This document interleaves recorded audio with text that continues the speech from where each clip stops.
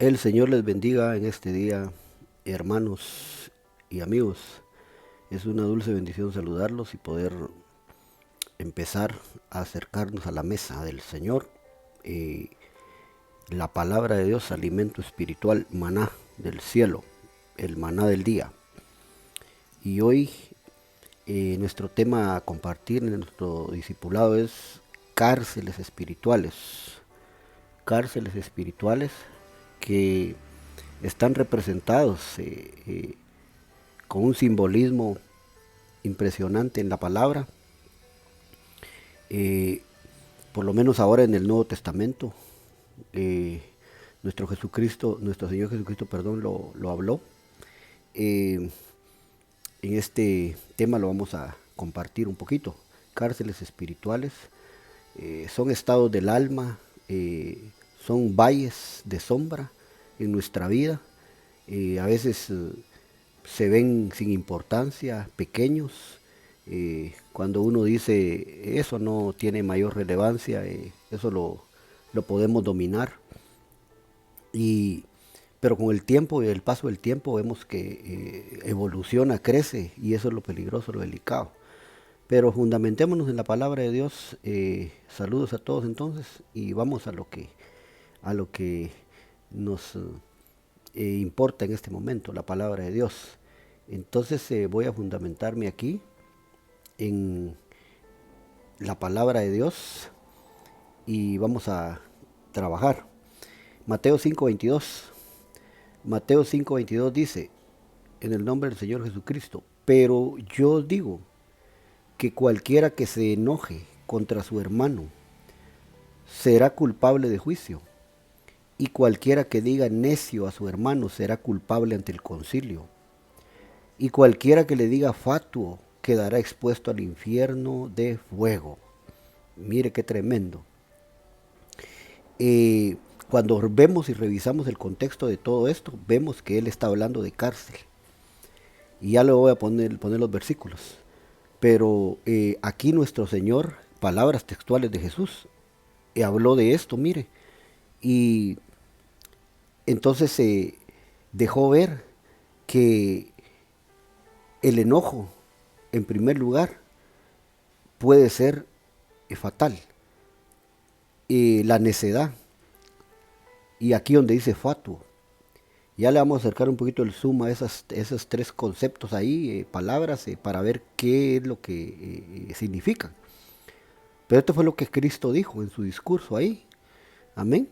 Entonces dejó ver ahí que cuando uno se enoja, hay consecuencias si uno no lo arregla. Por ejemplo, aquí dijo que el que se enoje contra su hermano, dice que va a ser culpable de juicio, imagínense. Ya está hablando de una cuestión, por así decirlo, jurídica, ¿verdad? Que ahora lo vamos a aplicar a lo espiritual, pero no deja de ser una consecuencia. Y dije, el que le diga necio a su hermano será culpable ante el concilio. Miren, ahí es otra clase de juicio, digamos, ¿verdad? Y el último, que es el más terrible ahí, ¿verdad? Y cualquiera que le diga fatuo a su hermano, por supuesto, ¿verdad? Quedará expuesto, mire a dónde, al infierno de fuego, que es una prisión eterna. Es una cárcel perpetua, eterna. Entonces quiere decir que las primeras dos advertencias, eh, las primeras dos alertas, como el enojo y la necedad, hay que tomar en cuenta eso, ¿verdad? Porque se pueden convertir en cárceles.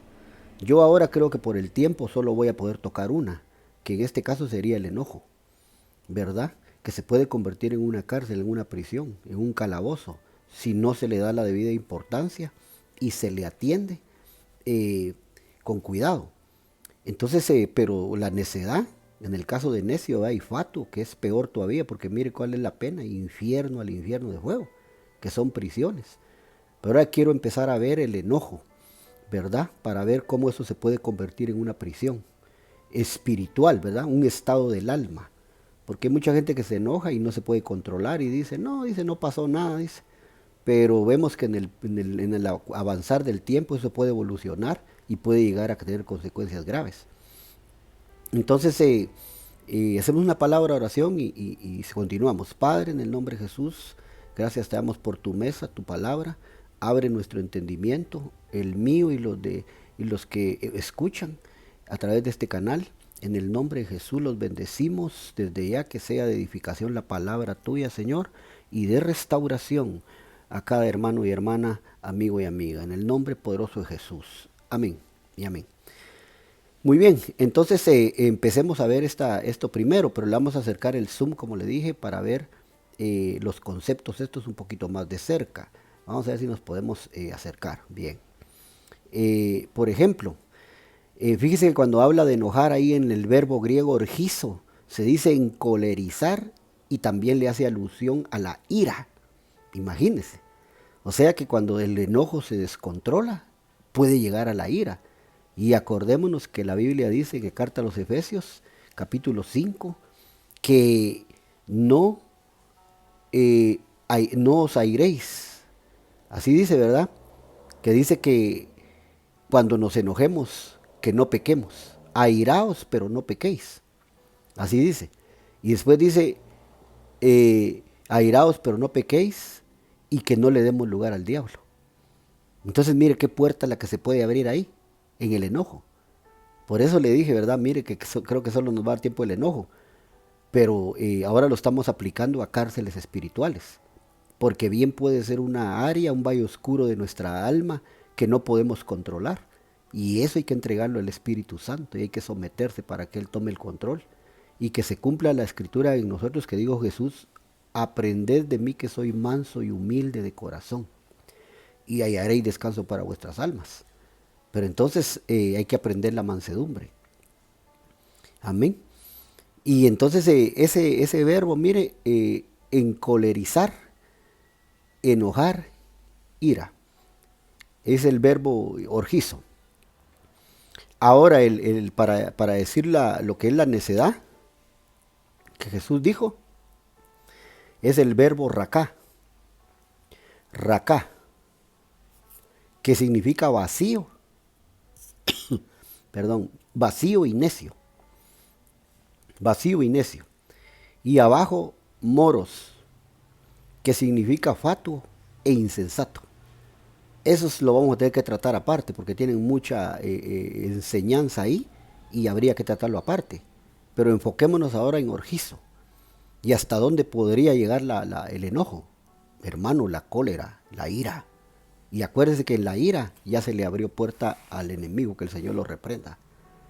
Pero eso es lo que estamos viendo, y el Señor desea que nosotros entendamos que ese puede ser una mala herencia quizás, ¿verdad? Porque hay gente que dice, mi abuela era así, dice, y yo soy igual, dice, mi carácter es volado, y conmigo nadie se mete, y que nadie se ponga.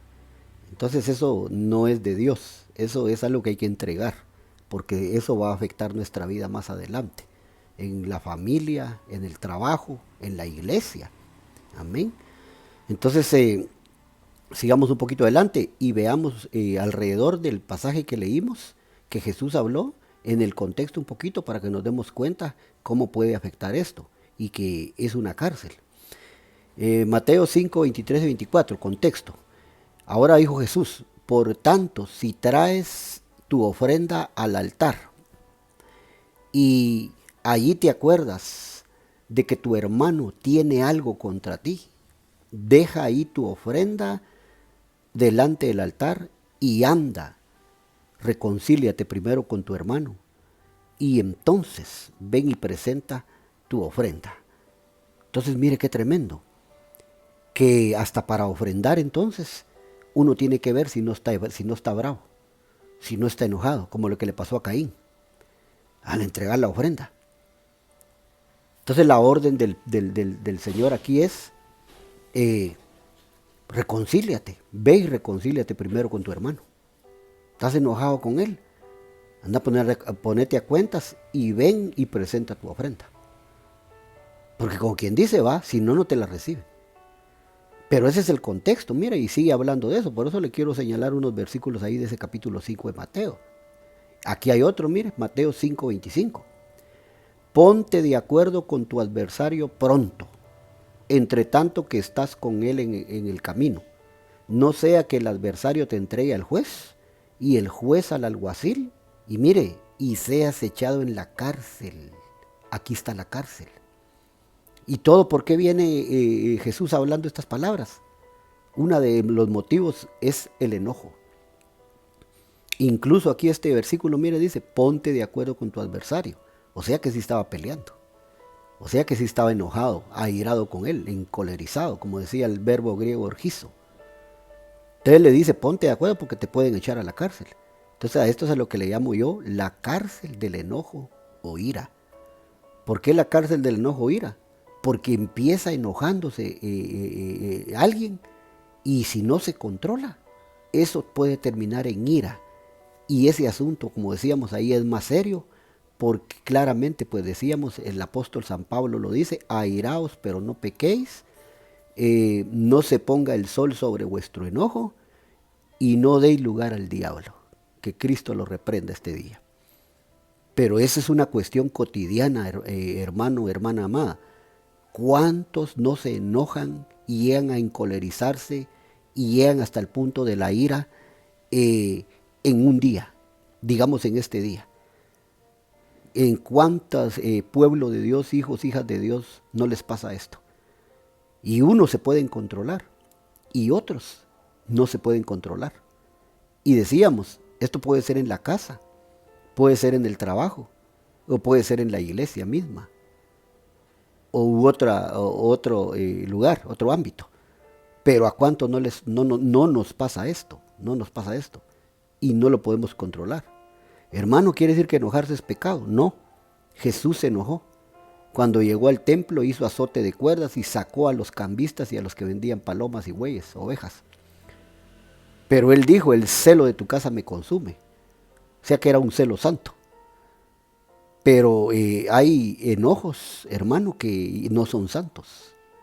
Llegan a la ira y ya se vuelven satánicos.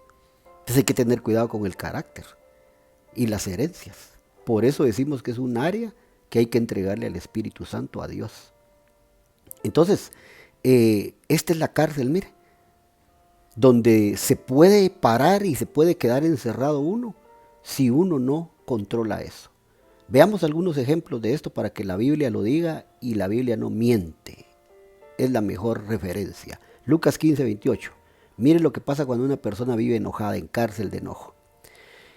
Entonces se enojó, azul ahí, y no quería entrar. Salió por tanto su padre y le rogaba que entrase. ¿De quién está hablando aquí en este capítulo 15 de Lucas? El del hijo, la parábola del hijo pródigo. Pero aquí el que se enojó fue el hermano del hijo pródigo. El hermano. Y no quería entrar a la fiesta. Estaba enojado, airado, encolerizado. Quizás no sé si llegó a la ira. Pero estaba enojado. Lo dice aquí la Biblia. ¿Y por qué no quería entrar? Porque el padre mató el becerro gordo y le hizo fiesta al hermano que se había perdido, pero fue hallado. Era muerto, pero revivió. Para el padre, ¿verdad? Pero el punto es que no quiso entrar a la fiesta. Entonces, ¿qué sucede con un hijo de Dios, una hija de Dios que queda preso en el enojo, en esa cárcel? Hermano, no puede entrar a la fiesta del Padre. No entra a la fiesta de Dios. Y puede ser que hasta vaya al conglomerado, a la reunión, el culto, como decimos, va en la iglesia, en la noche, y todavía su enojo está puesto, el sol está puesto sobre su enojo. Amén. Y dije, hermano, y si no controla eso, le va a llegar a la ira. Y ahí sí ya entra aquel que dijimos. Porque no controló eso. Hermano, ¿cuánta gente pasa enojada hasta 2, 3 días, una semana, con su cónyuge, con sus hijos, con sus compañeros de trabajo, con hermanos en la iglesia? ¿Y qué digo yo? Una semana, 2, 3, 4, hasta un mes. O todavía están enojados con los hermanos.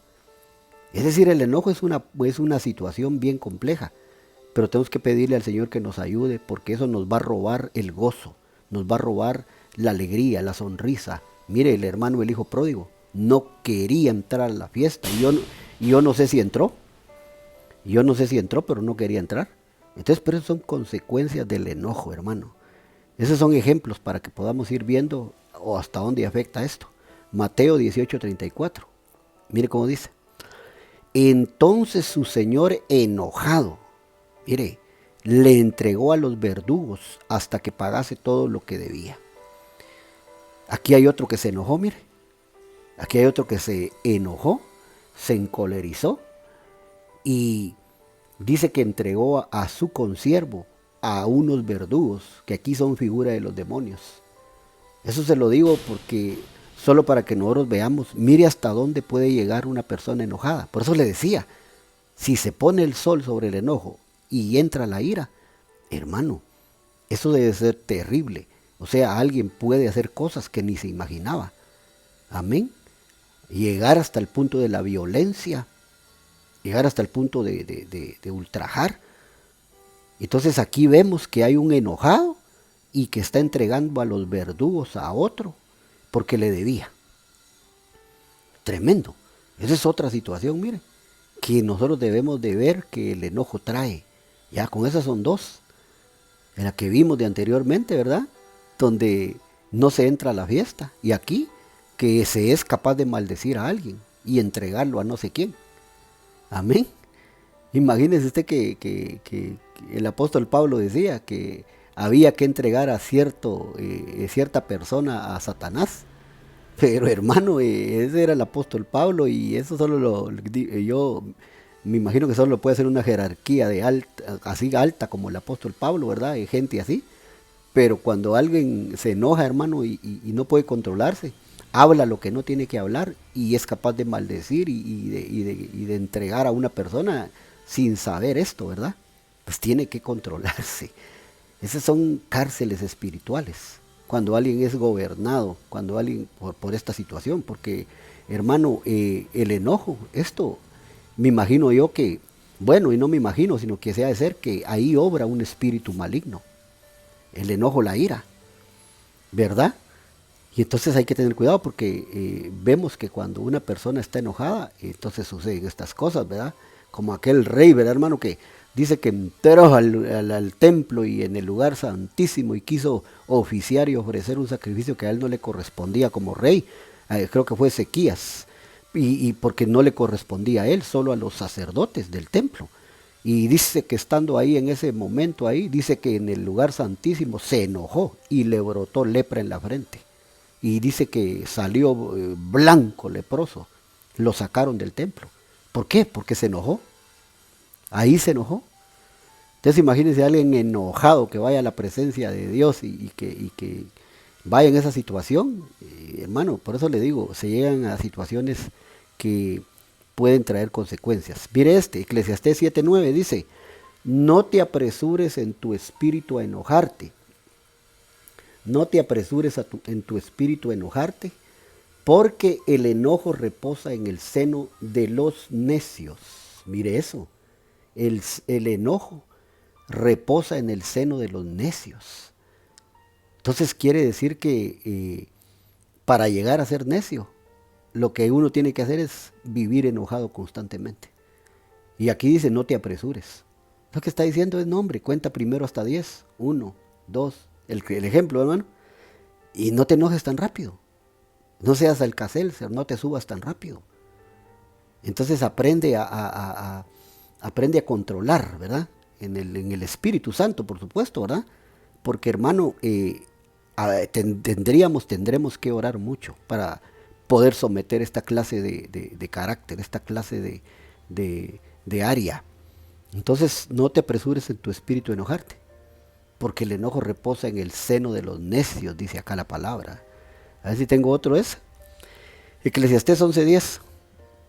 Quita pues de tu corazón el enojo. Mire, quita pues de tu corazón el enojo y aparta de tu carne el mal, porque la adolescencia y la juventud son vanidad. Jóvenes, señoritas, adolescentes, mira, esto es para los jóvenes y los patojos, como dicen, ¿va? Quita de tu corazón el enojo, porque tienes 15 años, 20 años y solo vives enojado. Y cuando tu madre o tu padre te hablan, les contestas mal. Y solo vives enojado con tus hermanos biológicos en la casa. Y dice aquí, mira, la adolescencia y la juventud son vanidad. Entonces, Hay jóvenes que tienen 15, 20 años y parecieran de 50, 60 años por el carácter. Entonces la Biblia es lo que nos dice. Y entonces el joven tiene que corregir eso. Porque imagínense, si así ahora es, ¿cómo irá a ser cuando tenga 40, 50 años? A su nombre. Pero es algo a lo que Dios nos aconseja y que debemos atender, mis amados jóvenes, para poder salir adelante y bien. Perdón si oyen ruido ahí al fondo, pero están trabajando ahí en una casa y entonces se oye, pero si no, pues, de todos modos, que se oiga el mensaje es bastante. Entonces eso es lo que es el enojo. Mire todas las cosas, todos los ejemplos que podemos ver y podemos seguir viendo de el enojo de una persona enojada. Mire todo lo que hace una persona enojada. Entonces aquí Mateo 18, 29 y 30, mire qué dice. Entonces su consiervo, postrándose a sus pies, le rogaba diciendo, ten paciencia conmigo y yo te lo pagaré todo. Mas él no quiso, sino fue y le echó en la cárcel, mire, cárcel, hasta que pagase la deuda. Entonces luego después vemos que hay cárcel también, mire, no solo de enojo y de ira, hay una cárcel de la deuda. ¿Por qué echaron a la cárcel a este hombre? Por deuda, por deuda. Cuando alguien vive endeudado, hermano, vive como en una cárcel, vive aprisionado, vive esclavizado al acreedor. Eso es una cárcel. Y eso viene hereditario muchas veces también. Hermano, yo conozco personas que, digamos aquí en la iglesia donde yo ministro, han tenido problemas sus padres, incluso sus abuelos, de esta situación de deudas. Y ellos, hermanos, siguen en esa situación ahora en su vida. Y esas son cosas que hay que renunciar y hay que entregar en el nombre de Jesús. Y hay que pedirle a Dios misericordia. Imagínense el tiempo que estamos viviendo ahora para estar endeudados. Entonces aquí hay cárceles de deudas, pero la Biblia deja ver que no solo hay deudas de dinero, de pisto. Hay otras clases de deudas y se pueden convertir en una cárcel si nosotros no corregimos eso. Entonces mire, que como que hay cárcel, digamos, de una deuda, así espiritualmente hablando. Sí, sí hay. Porque imagínense que metan a alguien por una estafa, por un desfalco de dinero, lo llevan a la cárcel, a la prisión, porque no paga o porque no pudo pagar. Y entonces esa es una cárcel literal. Pero espiritualmente también puede haber una prisión, hermano, que no deja dormir, que puede entrar una persona en depresión, en tristezas, porque no tiene para pagar, no tiene cómo ganar. Es de dinero, pero son cárceles literales y espirituales. Es un símbolo espiritual también. Entonces, pero mire lo que dice Pablo, Romanos 13:8, respecto a las deudas. No debáis a nadie nada, sino el amaros unos a otros, porque el que ama al prójimo ha cumplido la ley. Mire, no debáis a nadie nada. ¿Y de qué está hablando? Del amor. Y dice, el que ama al prójimo ha cumplido la ley. Entonces luego vemos que hay cárceles de hay deudas de amor también. Entonces, si no hay deudas de dinero, pueden haber deudas de amor. Y eso si no se paga, pues ¿qué va a haber entonces? Una cárcel. Porque ¿qué es lo contrario del amor? Podríamos decir el odio. ¿Y acaso el odio no es malo, hermano? Y no se puede convertir en una hiel de amargura, un estado espiritual de un calabozo, un pozo, una cárcel. Entonces, deudas de amor, pero no solo esa. Mire esto, Romanos 13:7, ¿qué dice Pablo el apóstol? Pagad a todo lo que debéis, al que tributo, tributo, al que impuesto, impuesto, al que respeto, respeto, al que honra, honra. Mire cuántas cárceles de deuda pueden haber, o cuántas deudas de diferentes clases, pues. Entonces, y luego hay deudas de ¿qué? De tributo, aquí, de impuesto, de respeto y de honra. Honra a tu padre y a tu madre para que tus días se alarguen sobre la faz de la tierra, dice el mandamiento. Amén. A los jóvenes, a los hijos, a las hijas. Pero son deudas. ¿Cuántos hijos, hijas están quedando a deber en la honra con sus padres? En el respeto con sus padres. Y entonces de tributo, de impuestos, de amor. Y lo que decíamos, de dinero. Pero todo esto va a originar cárcel, porque son deudas a su nombre. Y Dios desea hacernos libres de todo esto. Solo tenemos que pedirle que tenga misericordia y compasión de nosotros. Pero eso es esa deuda. Mire esta, Lucas 22, 33. Él le dijo, Señor, dispuesto estoy a ir contigo no solo a la cárcel, sino también a la muerte. ¿Quién dijo esto? Pedro el apóstol. Dispuesto estoy a ir contigo no solo a la cárcel, mire, sino también a la muerte, dijo Pedro. A esa yo le puse aquí la cárcel de la mentira. O la mentira y la emoción, hermano. Porque a veces uno se apresura a hablar por emoción, pero cae en situaciones como estas. Pero pongámosle la cárcel de la mentira. ¿Por qué razón? Porque luego después el Señor le dijo que iba a negarlo 3 veces. Amén. Y entonces cayó él mintiéndole a la gente que lo reconoció. Mire, aquí está el de primera vez, Mateo 26, 74. Entonces él comenzó a maldecir. Mire lo que empezó a hacer Pedro. A maldecir comenzó y a jurar. No conozco al hombre. Y enseguida cantó el gallo. Mire, mintió. ¿Por qué mintió? No conozco al hombre. ¿Y no era discípulo de Jesús, güey? Por miedo, ¿verdad? Pero mintió. Pero ahí está la primera negación, podríamos decir. Y eso trae cárcel de mentira. Y hay gente que está muy habituada a la mentira y que su relación con la verdad es muy mala y que no pueden vivir sin mentir. Y dicen, fue una mentirita chiquita, dice, fue una mentirita blanca. Y cuando llegan a sentir, hermano, ya cayeron en otra situación, como el enojo a la ira, ¿va? Siempre hay un eslabón ahí, ahora otro, el rango más alto. Y de la mentira ya pasa al engaño, ya pasa, qué sé yo. Pero él aquí mintió, mire, no conozco al hombre. La segunda vez, Marcos 14, 68, mire, Pedro. Mas él negó diciendo, no le conozco, ni sé lo que dices. Y salió a la entrada y el gallo cantó, y cantó el gallo. Mire, otra vez ahí, que yo sé que ustedes conocen esos pasajes, pero solo lo estoy trayendo a memoria por la mentira. Porque aquí volvió a mentir, dijo, no le conozco ni sé lo que dices. Cuando le dijeron si era discípulo de Jesús. Una tercera vez, Lucas 22, 59, 60. Como una hora después, otro afirmaba diciendo, verdaderamente también este estaba con él porque es Galileo. Y Pedro dijo, hombre, no sé lo que dices. Y enseguida, mientras él todavía hablaba, el gallo cantó. Tercera vez. Y ahí llegamos a la segunda parte, que donde tendremos que hablar de la necedad y de lo que es fatuidad. Pero ahora hablamos solo del enojo, de la deuda y de la mentira. 3 hemos hablado. Mire, cárceles espirituales, el enojo, la deuda, ¿verdad? Deuda de dinero, de amor, de respeto, de honra, todo lo que mencionó Pablo en la carta a los romanos. Y aquí, la mentira.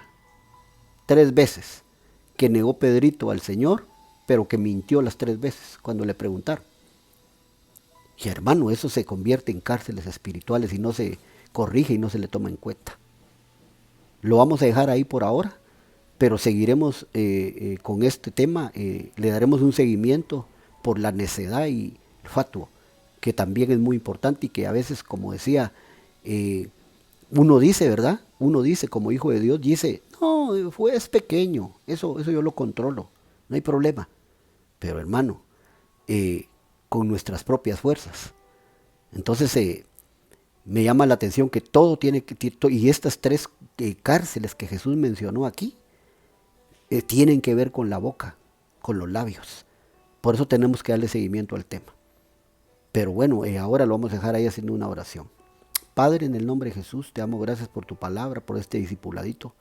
Bendice a tus hijos. Ayúdanos, Señor, a corregirnos. Ayúdanos a ministrarnos. Ayúdanos a entregar toda área oscura. Ayúdanos y que seamos libres de toda cárcel espiritual de oscuridad. Que seamos liberados de todo valle oscuro en nuestra alma, Señor. A nuestra alma que pueda estar fragmentada, Señor, quebrada. Yo te pido que nos ayudes en el nombre de Jesús. Gracias, Padre. Gracias Hijo, gracias Espíritu Santo. Amén y amén. Será hasta la próxima, mis hermanos y amigos. Bendiciones y la paz quede con ustedes en este día.